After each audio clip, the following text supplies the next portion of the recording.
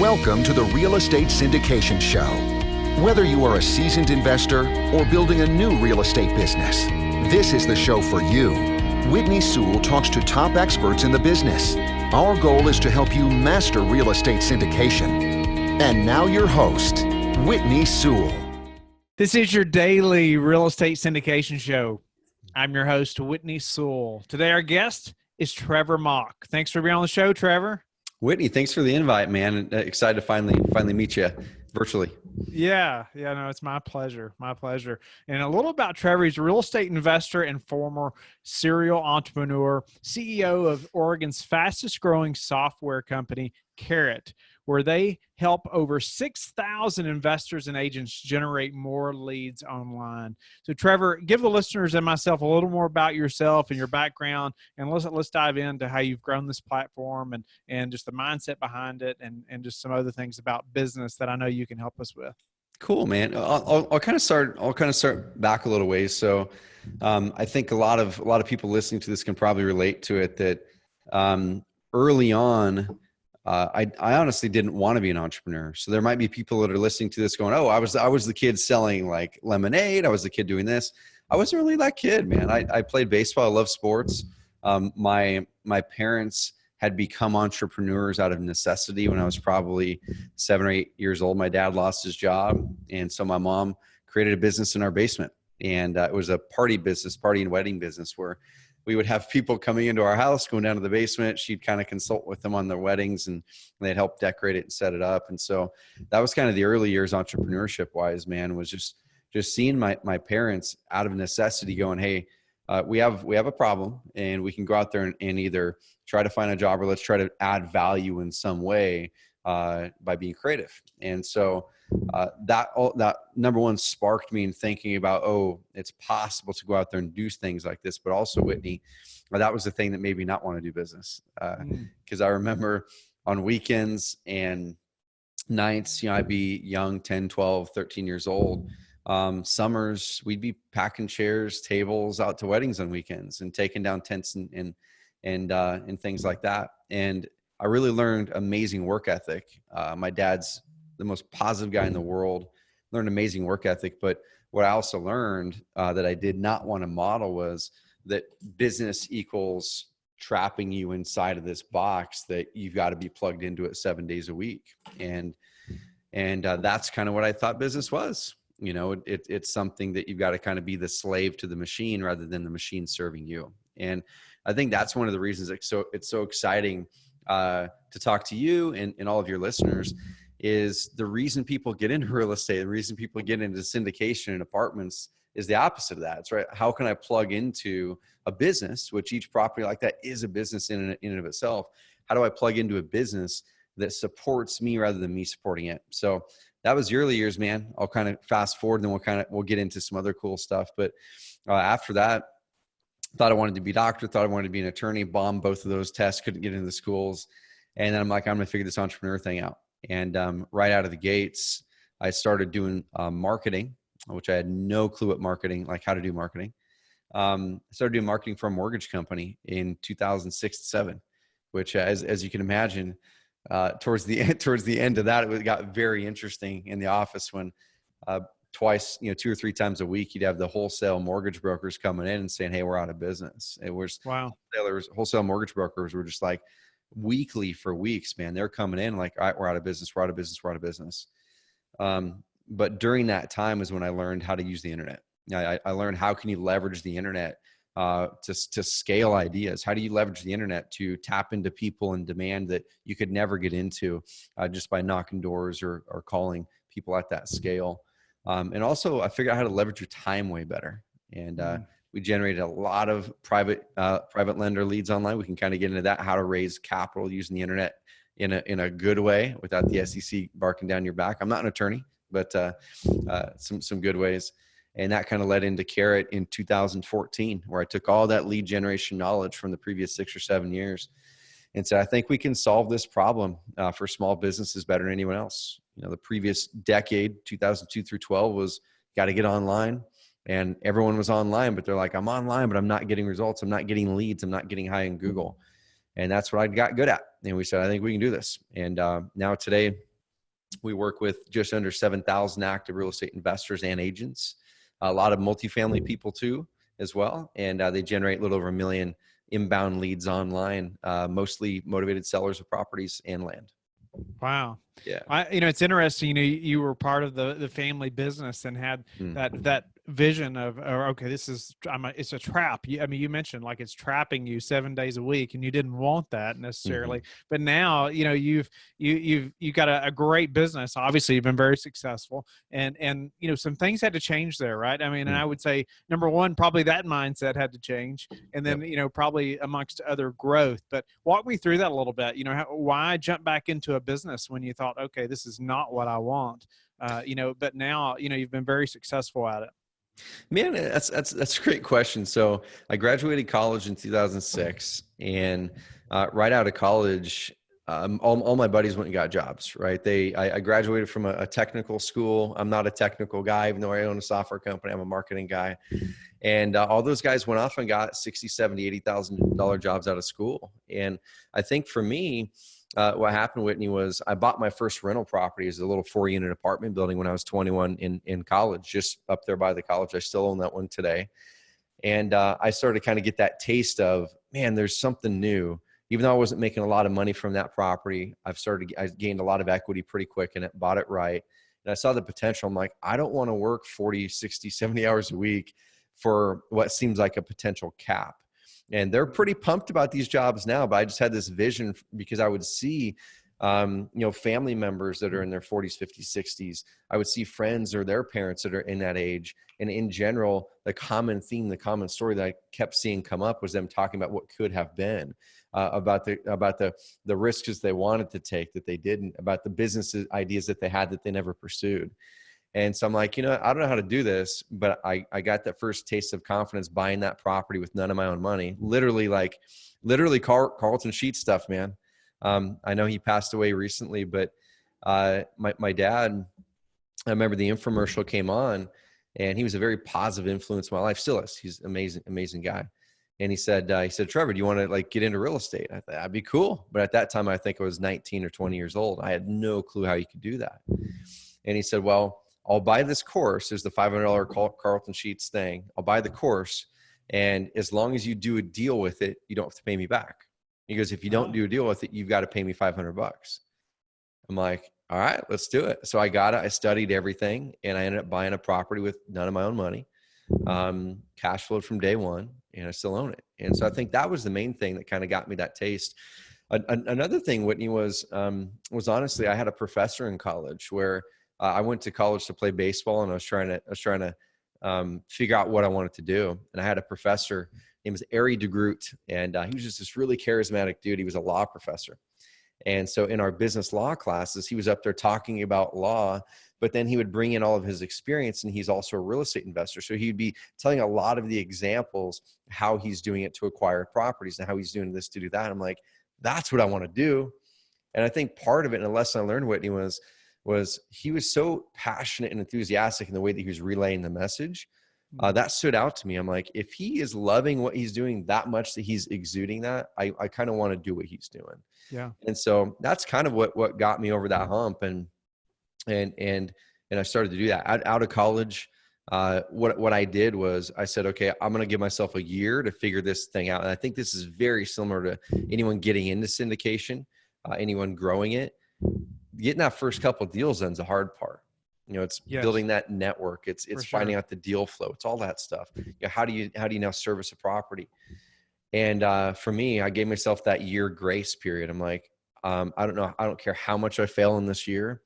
I'm going to do it and I'm not going to give up. And if at the end of the year, I can't figure out how to support myself as an entrepreneur, then I'm going to go get a job. And luckily I figured I'd make a couple bucks. Then I said, okay, I'm going to do it another year. Sure did. Yeah. Yep. So, I was thinking about, you're being trapped, you're having the mindset of being trapped in the business. Now you've created an amazing business. And you and I briefly discussed about, about crafting a business to serve you instead of you serving it. And so I'd love to know, how you've implemented that and what that looks like now that you've scaled, to the point that you have.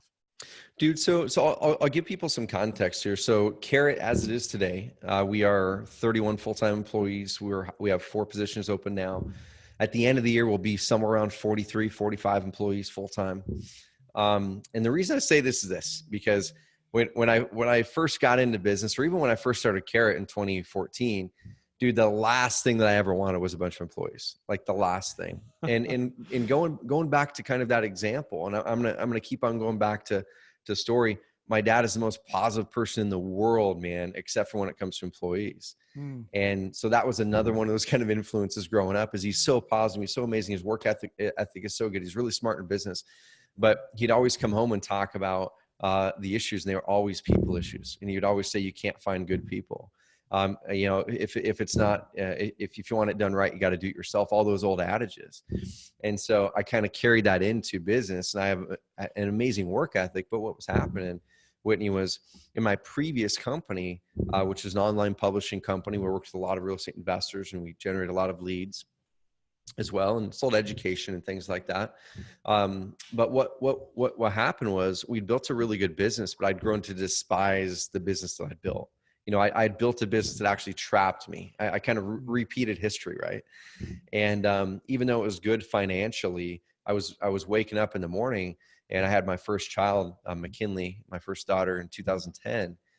And I remember my wife had gone to work. She's a physician assistant. She'd gone to work, had a good job. And I'd be laying there at 9 o'clock, 9:30, 10 in the morning, just going, man, I'm just not excited about what I'm doing. And my friends, family, everyone from the outside would be looking at me as like the example of freedom, of flexibility, because I had my own work and I could go travel and I made a good income. But on the inside, I'm like, man, I'm trapped. And so I started to go through a period of life where I was figuring out, like, what do I want? And I read a book called The Pumpkin Plan. Have you ever read the Pumpkin Plan, or heard of Mike Michalowicz, the author? I haven't. That's Dude, a new one. he's good, man. So The Pumpkin Plan is one of my favorite books. I've probably sent it to 100 plus people, and I've only read 16 pages of the book. And literally page 16, I open up the book, read through it, and page 16, and this is the power of illustration. And this is something you guys can use as you're raising capital, as you're telling the stories of your businesses, is how do you illustrate in a visual format something that's a complicated process that people get in a second? If you can do that in your presentations raising capital, if you can do that in your presentations to the banks, if you can do that on your website for tenants, things like that, you're gonna get ahead of your competition so far, because so many people complicate their marketing, so many people complicate the messages they're putting out there.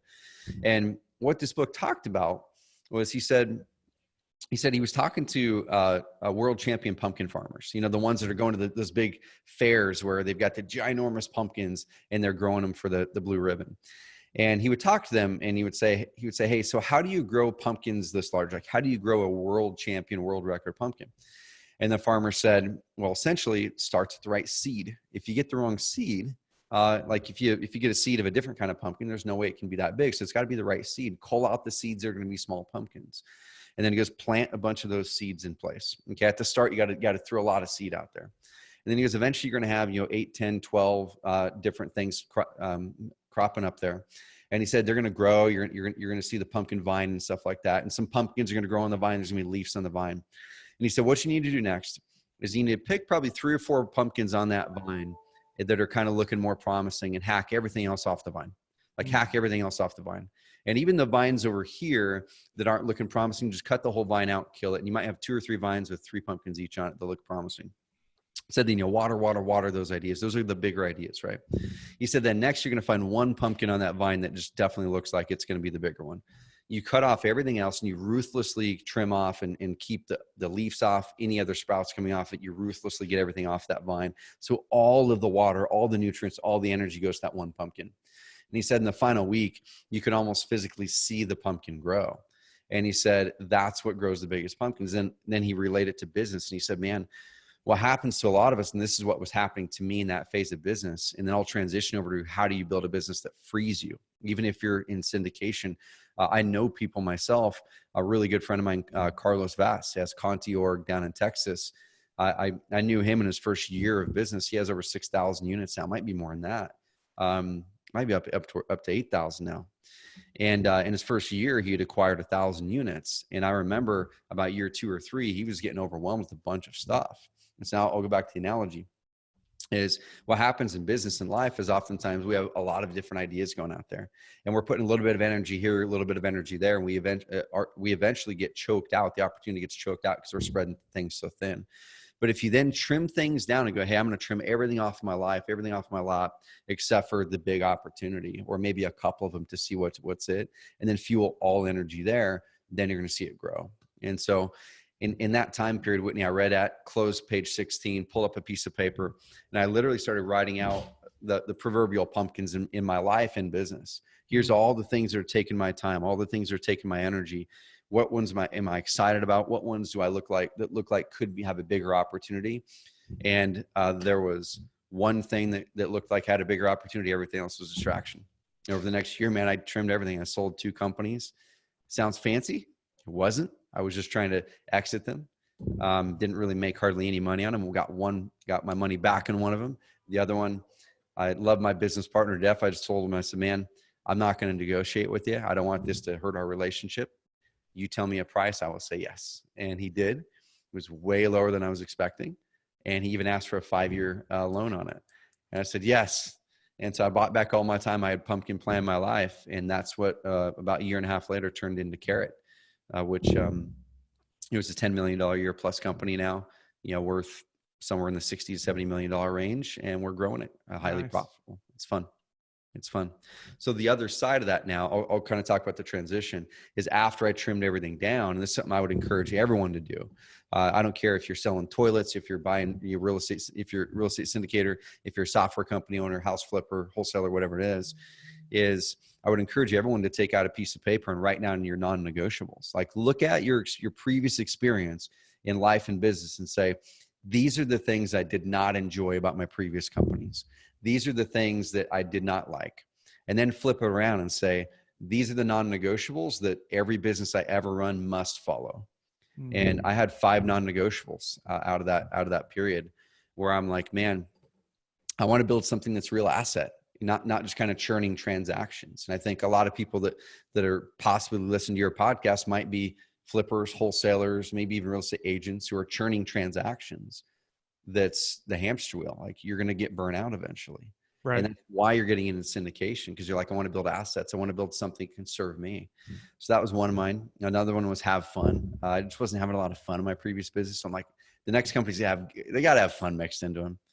Another one was work within my unique abilities. I had learned in my previous company that, man, I was doing things that paid well. I was doing things that people told me, man, these are your gifts. You're really good at these things. And people would hire me and pay me a lot of money to do these things. But after I'd be done doing those things, or even during them, man, my energy was wiped. I'd get to the end of the week and go, I did a lot of things, but, and I'm getting paid good money for it, but man, I'm wiped. I don't have energy. Like, it was just sucking it out of me. And some of the worst advice I've heard, and I've even heard it recently from people I really respect, is your unique abilities, or your superpowers when people tell you you're great at it and they'll pay you a lot of money for it. And that's some of the worst advice I've ever heard. I chased that for years. That's amazing if you're looking to try to maximize money in the short term. Okay. It's terrible if you're looking to get fulfillment, purpose, and maximize money in the long term. Terrible advice. And so what I started to discover during that period was, man, if I could start to nail these non-negotiables, there's a couple more that I had in there. If I could start to nail these non-negotiables and figure out what gives me energy, like what gives me energy, I assumed if I can work on things that give me energy rather than take my energy away, I'll likely like my business more, and maybe it'll even grow bigger. Who knows? Mm-hmm. And so what you're saying is I could be doing something that I'm really good at, and that people are paying me a lot of money to do. However, it's not what's best. It's not my superpower. Well, yeah, and who knows? Maybe it could be, but at the end of the day, it's got to be tied to energy. So you can be getting paid amazingly well for it. You can be. People will tell you, man, you're amazing at this, Whitney. But if you wake up and you dread to do that work, or you wake up and that part of the work is the part of the work that makes your company money, but you're like, man, I'm pretty good at this thing, but I just really don't like doing it. I'd much rather do all these other things. And I think we all have those things where we look at it and go, man, if I stop doing this, like 80% of my income will go away, but I really don't like it, or half my income will go away. And that's where I was. So I created a process called the energy audit that I can walk through on here. It's just changed my life. I use it every quarter now.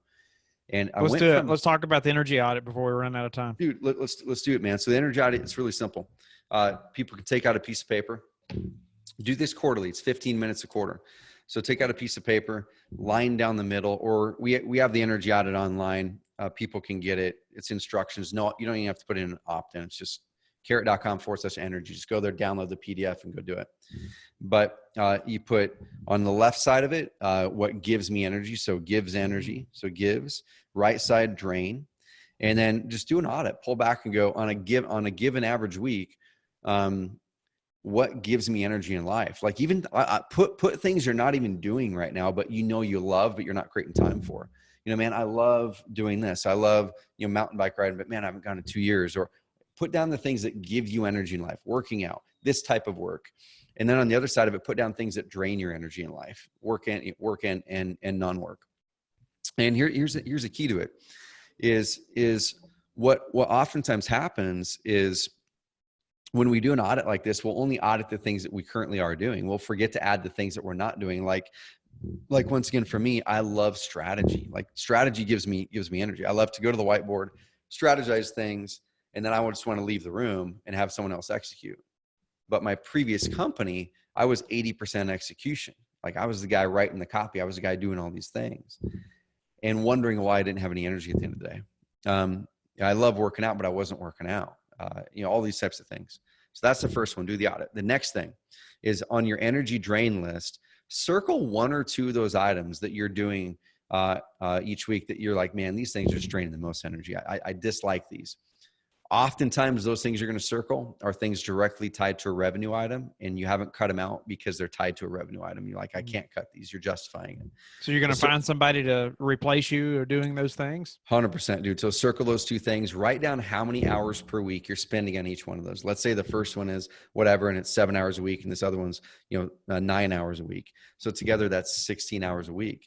So that's now every quarter I write those things down and I go, cool. Now let me go over to the energy gives column. What do I want to take this time, this 16 hours a week, and put it into now that gives me energy?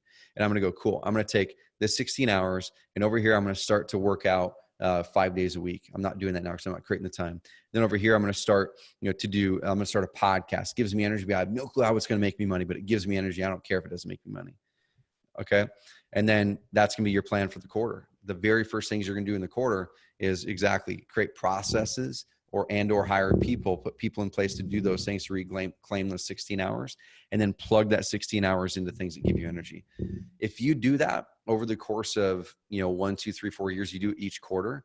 For me, I went from 20% of my time was energy giving and 80% energy draining. I was wondering why I was despising my business, to now it's 80% energy giving and 20% energy draining. And the funny thing is, dude, my company's grown faster than ever. And I've got more freedom than ever because I focused on energy rather than the money. I would imagine too, you are finding people that those things that were draining to you are energy for those people. And that's just helped boost your company that much more. Oh, totally. And the funniest thing, I even had people in the first couple of years of Carrot working for me, and I wasn't giving them things because I thought, man, well, this is kind of crappy work. I don't want to delegate them crappy work. I want to have them do fun work. And so, because if they're not doing fun work, they're going to leave, right? And I didn't sit down with my executive assistant, Jen, until about a year in working with her. I'm like, she's great, but it just still doesn't feel like I'm getting back all the time I needed. And I sat down and I said, Jen, would you mind if we just sit down and kind of look at the list of things that are just killing me right now, draining my energy? And we did. And I said, I kind of feel bad, but I could really use help doing these things. And she goes, oh my gosh, that's the stuff I was hoping you would have gave me a long time. I like doing that stuff. I don't really like doing the marketing stuff that you've been giving me. I'm like, oh my gosh, I was giving you marketing stuff because I enjoy that. I was trying to cast my own likes on what you might like instead of seeing what drains your energy and what gives you energy, and let's just match it up. And once we started doing that, it changed the game. Wow. Well, we just have a couple minutes and before we run out of time, Trevor, unfortunately, but I'd Yeah. love to have you back and us talk a little bit about marketing and even the raising capital online, like you briefly discussed as For sure. well. But, quickly, how are you prepared for this potential downturn that everyone's talking about? Yeah, man, and there's a lot of talk about it, right? I know for us as a business, Carrot, we've been heavily in the real estate investor space, and we're going up market a lot more. So going to serve more of the house flippers, wholesalers, bigger investors who are going to wade through any change. And then also we're diving into the real estate agent market, which I know that's a different wave of the same ocean, right?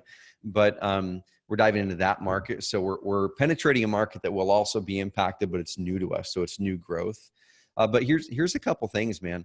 I'm really big on building authority. And when you look at when markets change, when technology starts to come in and disrupt, you've got the iBuyers, you've got other things starting to happen where it's going to take away some market share from agents, some market share from investors. We start to look at it and go through history, the stock market, travel industry, a bunch of other ones. What were the people in the companies that ended up wading through and not just surviving, but thriving those market changes? It's always the ones who built authority. It's always the ones who not only had the license and that they had that skill, but it's like, oh, they stood out and they did that. The only way to build authority is with content. So that's what we're really doubling down on is making sure that not only is Carrot the authority in the space, and you become that with content. You're the authority because you're creating content, right? But also educating and helping our clients do the same. So that's what our software does. It helps you stand out online, especially in Google, with content, get ranked high, and also build so much more trust and credibility when someone lands there. The next thing, man, that I'll wrap with, kind of going back to the personal side of it, is the last year and a half, we've been stockpiling some cash, and we're already buying up some buildings where in rural Oregon, you start to kind of feel some of those changes. You feel some of those changes sooner, and then some of them last longer. And so we've been buying some properties, buildings downtown, renovating historical properties. Nice. And so we're starting to find better opportunities there, leveraging opportunity zones. And tell us how you like to give back. Man, giving back. So this thing right here, I mean, I absolutely loved sharing my journey. I think there's a lot that I learned when I heard other entrepreneurs sharing their bumps and bruises and things that they've done good with.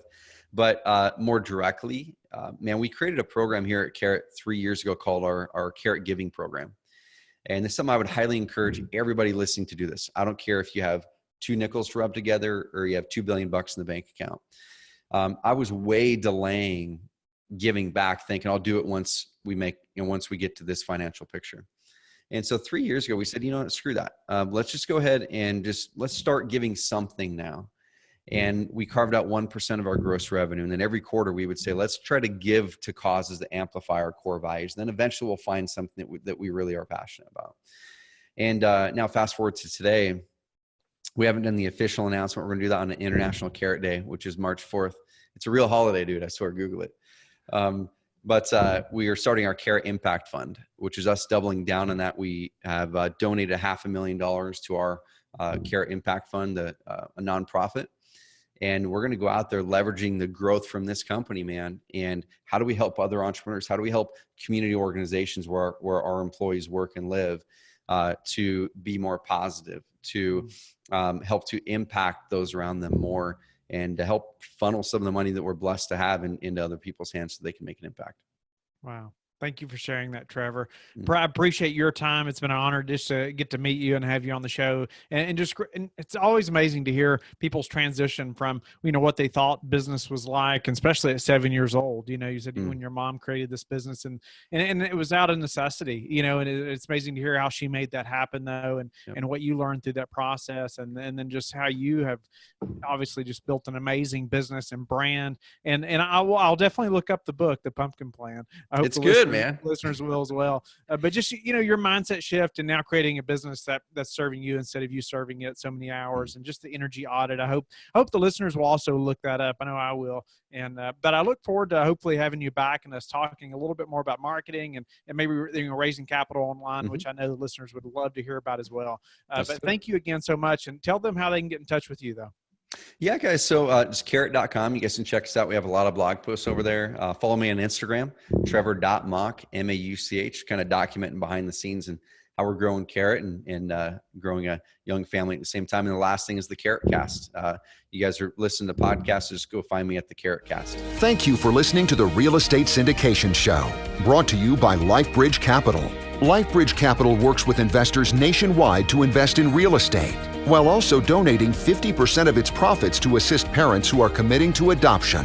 LifeBridge Capital, making a difference, one investor and one child at a time.